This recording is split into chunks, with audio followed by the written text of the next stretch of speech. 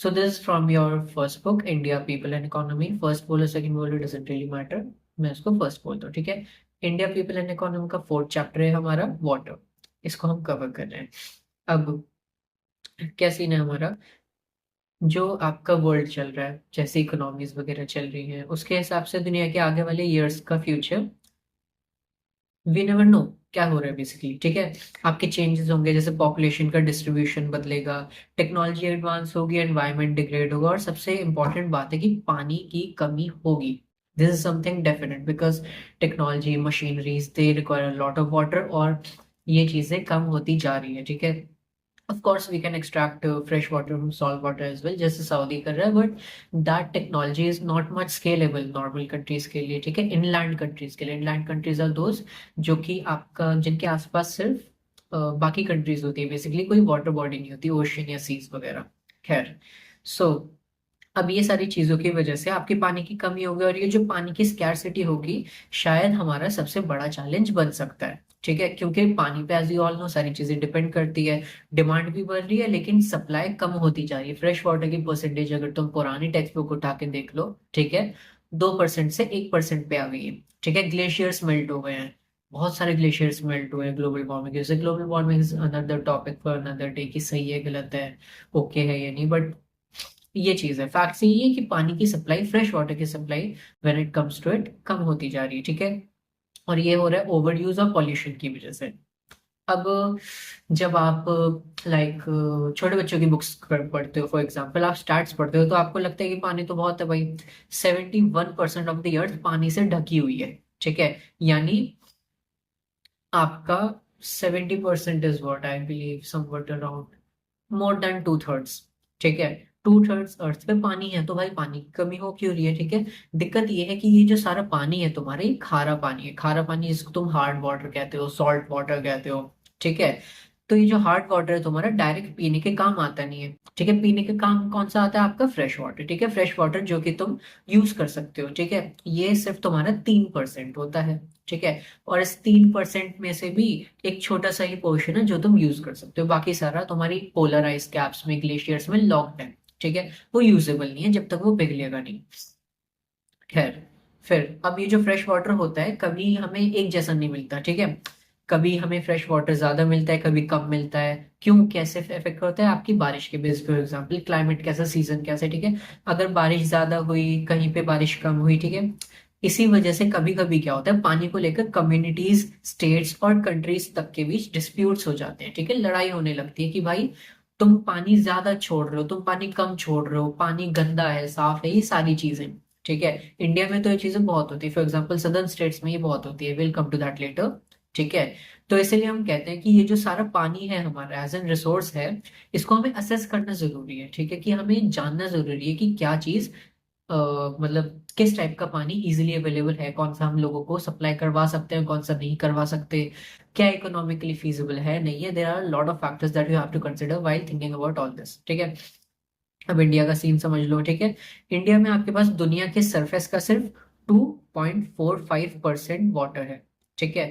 Sorry my bad. India में surface, I take the grain, हाँ। India का scene समझ लो, इंडिया में पूरे दुनिया के सरफेस एरिया का सिर्फ 2.45% है, ठीक है। लेकिन इस दुनिया के 2.45% पे दुनिया की 17% पॉपुलेशन रह रही है, ठीक है। और वाटर रिसोर्सेज का क्या सीन है, वो सिर्फ 4% है, ठीक है। 17% दुनिया के लोग, 4% दुनिया का पानी, और 2% दुनिया का लैंड, ठीक है। 2.5%। अब खुद ही आप अंदाजा लगा लीजिए कि कितना फकअप है माहौल, ठीक है। कि इतने सारे लोगों को इतने छोटे लैंड पे इतने कम वाटर के साथ आपको मैनेज करना है, ठीक है। और ये सारा वाटर यूजेबल भी नहीं होता, माइंड यू, ठीक है। अब क्या सीन है आपका, हर साल बारिश से लगभग 4,000 किलोमीटर्स पानी मिलता है, ठीक है। 4,000 क्यूबिक किलोमीटर्स पानी, cubic kilometre is like 1 kilometre ऐसे, 1 किलोमीटर ऐसे, और 1 किलोमीटर हाइट में, ठीक है। 1 किलोमीटर का जो क्यूब बनेगा, तो इसमें तुम्हें पानी मिलता है, ठीक है। 4,000 क्यूबिक किलोमीटर्स। लेकिन जो सरफेस वाटर और ग्राउंड वाटर होता है, ये मिला के हमारे पास टोटल यूटिलाइजेबल पानी, यूजेबल पानी सिर्फ 1122 क्यूबिक किलोमीटर बनाते हैं, ठीक है। यानी 4,000 से यूजेबल पानी ऑलरेडी 112 पे कम हो गया, ठीक है। फिर बाकी डिस्ट्रीब्यूशन की तो और कम होती जाएगी, दैट यू अंडरस्टैंड, ठीक है। तो वाटर का क्राइसिस यहीं से शुरू हो चुका है, ठीक है। मतलब नेचर आपका पानी तो ज्यादा देता है, बट आपकी जियोग्राफी, टेक्नोलॉजी, ठीक है, इन सब की वजह से आप हर एक पानी के सोर्स का यूज नहीं कर पाते हो फिजिबली, ठीक है। अगर हम सरफेस वाटर की बात करें तो इंडिया के पास रिवर्स, लेक्स, पॉन्ड्स और टैंक्स हैं, ठीक है। रिवर्स आपको पता है, नदियां होती है, लेक्स आपको पता है, पॉन्ड्स पता है, टैंक्स होते हैं जो हम आर्टिफिशियली रिजर्वायर्स बनाते हैं पानी के, ठीक है। जैसे आपकी अग्रसेन की बावली है दिल्ली में, ठीक है, वो एक आर्टिफिशियल वाटर टैंक है जो अपने आप रिफिल्ड रहता है नीचे से, ठीक है, क्योंकि वो एक वाटर बॉडी से कनेक्टेड है। खैर, तो क्या होता है, हमारे पास अराउंड 10,360 रिवर्स हैं और उनकी ट्रिब्यूटरीज भी हैं, ठीक है, जो कि 1.6 किलोमीटर से लंबी है। लेकिन इतना सारा पानी जो है हम यूज नहीं कर सकते, ठीक है। यूज क्यों नहीं कर सकते? क्योंकि इसमें से सिर्फ 690 क्यूबिक किलोमीटर सरफेस वाटर ही यूज होता है। बाकी सरफेस वाटर क्यों नहीं यूज होता? क्योंकि बाकी टोपोग्राफी और रेनफॉल पैटर्न की वजह से इनएक्सेसिबल है, आप उसको टैप इन नहीं कर सकते। रिसोर्सेज के साथ आप एक टर्म यूज करते हो टैप इन करना, ठीक है, कि आप उसको यूज कर सको या नहीं, ठीक है। तो ये वाला जो आपका पानी है, आप इसको टैप इन नहीं कर सकते, ठीक है। क्यों नहीं कर सकते? क्योंकि टोपोग्राफी अलग होती है। टोपोग्राफी होता है आपका जो लैंड होता है ना, वो कितना उथल पुथल है, ठीक है, कितनी सॉफ्ट रॉक्स है, हार्ड रॉक्स है, सॉइल कवर कैसा है, प्लांट्स का कवर है या नहीं, ठीक है, पानी बह जाता है या रिटेन रहता है सॉइल में। ये सारी चीजें ना टोपोग्राफी के अंदर आती है, ठीक है। टोपोग्राफी की लाइक सरफेस कैसे है उस एरिया का, एंड सेकंड थिंग रेनफॉल का पैटर्न, ठीक है। इन सारी चीजों की वजह से आपका ये पानी इनएक्सेसिबल रह जाता है, ठीक है। अब तुमने सुना होगा कि गंगा, ब्रह्मपुत्र, इंडस, ये रिवर्स हैं जिनका कैचमेंट एरिया बहुत बड़ा होता है, ठीक है। कैचमेंट एरिया क्या होता है बेसिकली? जैसे आपके रिवर बेसिन्स होते हैं ना, गंगा का रिवर बेसिन है, यमुना रिवर बेसिन है। रिवर बेसिन का मतलब होता है कि ये रिवर कितने एरिया को, आप ऐसे समझ लीजिए सिंपल टर्म्स में, सर्व करती है, ठीक है।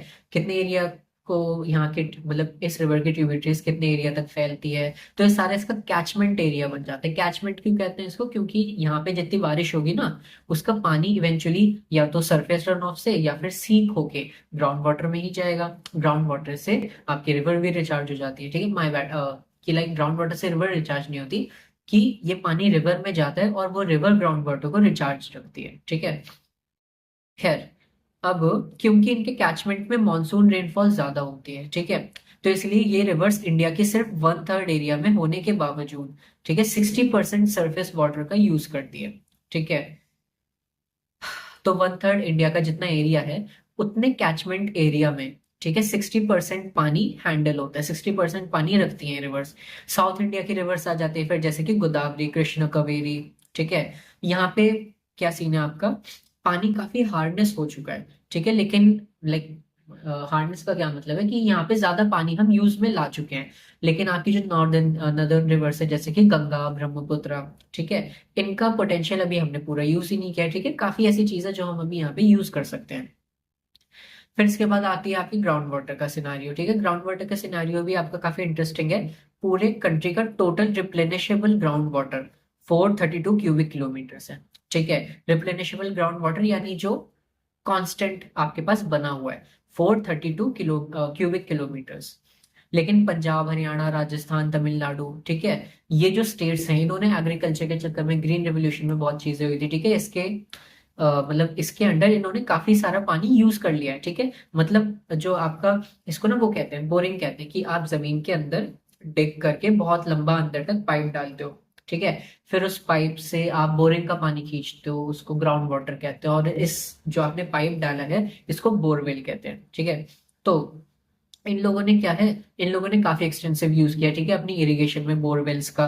तो इससे क्या हुआ, पानी का जो वाटर टेबल है ना, वो लाइक ग्राउंड के नीचे एक वाटर का लेवल होता है जिसको आप वाटर टेबल बोलते हो, वो धीरे धीरे नीचे होता गया, क्योंकि ये पानी जितनी ज्यादा यूज हो रहा है ना ऊपर, उतनी तेजी से ये पानी रिप्लेनिश नहीं होता है बारिश से, ठीक है। तो यही चीजें यहाँ पे दिक्कतें हो रही है। कुछ स्टेट्स है जैसे छत्तीसगढ़, ओडिशा, केरला, ठीक है, अपना ग्राउंड वाटर पोटेंशियल ये लोग काफी कम यूज करते हैं, इनको नीड ही नहीं पड़ती, ठीक है, क्योंकि इनका बाकी पानी के सोर्सेज से काम चल जाता है। खैर, अगर हम इसी रेट पे पानी निकालते रहे तो ऑब्वियसली डिमांड सप्लाई का तुम्हें लॉजिक समझ आता ही है, ठीक है। तो डिमांड जो होगी सप्लाई से ज्यादा हो जाएगी, और फिर डेवलपमेंट तो दूर की बात, आपका सस्टेनेंस भी करना मुश्किल हो जाएगा।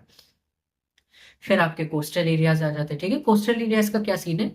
आपके दो वाटर बॉडीज होते हैं जिनको कहते हैं लगून और बैक वाटर्स। ठीक है, लगून्स होते हैं कि आपका फॉर एग्जाम्पल अगर ये इंडिया का कोस्ट है, यहाँ पे पानी है, यहाँ पे लैंड है इंडिया का, ठीक है, तो यहाँ पे छोटा सा धीरे धीरे ना डिपोजिशंस होके एक ऐसा सा एरिया बना लेंगे। ठीक है, तो इस एरिया के अंदर जो पानी वाटर बॉडी होगी ना, जो ओशन से कट के बनी है आपकी, इसको लगून कहते हैं। ठीक है, कुछ केसेस में ओशन से ज्वाइन होता है, कुछ केसेस में नहीं होता। ठीक है, और दूसरा चीज क्या था, my आपकी जो वो होता है बैक वाटर्स। ठीक है, बैक वाटर्स होते हैं ओशंस के पार्ट्स जो इनलैंड कनेक्टेड होते हैं। ठीक है, तो इंडिया की जो कोस्ट लाइन है वो बहुत लंबी है और कुछ जगह बहुत इंडेंटेड है। Indented as in coast line एकदम आपकी फ्लैट नहीं है, काफी उसमें इंडेंटेशन है। ठीक है, टेढ़ी मेढ़ी है बेसिकली। ठीक है, जिससे अंदर वाटर बॉडीज बन जाती हैं। ठीक है, इसी वजह से आपके लगून्स बनते हैं, इनलैंड लेक्स बनते हैं। इनलैंड एज इन जो लैंड के अंदर